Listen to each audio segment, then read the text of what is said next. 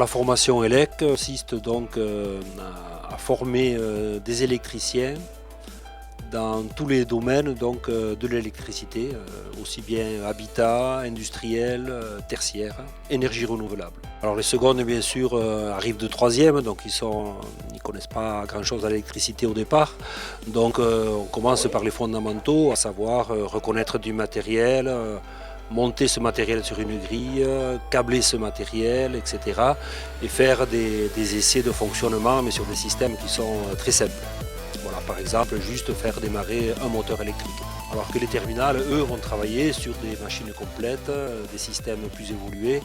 Et donc là, ils vont apprendre aussi bien à faire des modifications sur la machine, à trouver une panne, à programmer par exemple un automate programmable, à faire une mise en service, une recette de fonctionnement, etc. Alors ils ont à peu près 13-14 heures par semaine de cours en général, dont 8 heures de pratique. Ils travaillent dans deux ateliers différents, un atelier habitat où donc ils vont apprendre à installer tout le matériel électrique qu'on trouve dans une maison par exemple.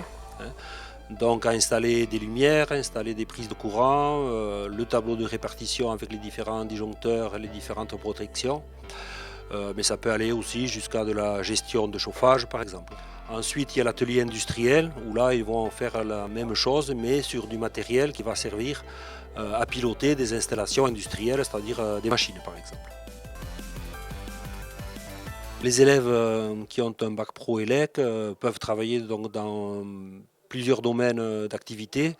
On va d'abord les retrouver chez les artisans électriciens par exemple, donc où ils vont faire l'électricité dans des maisons. On peut les retrouver aussi chez des industriels, des spécialistes de l'électricité industrielle qui vont faire des grands chantiers comme par exemple le câblage électrique du théâtre de Bayonne ou de l'IUT ou dans des usines.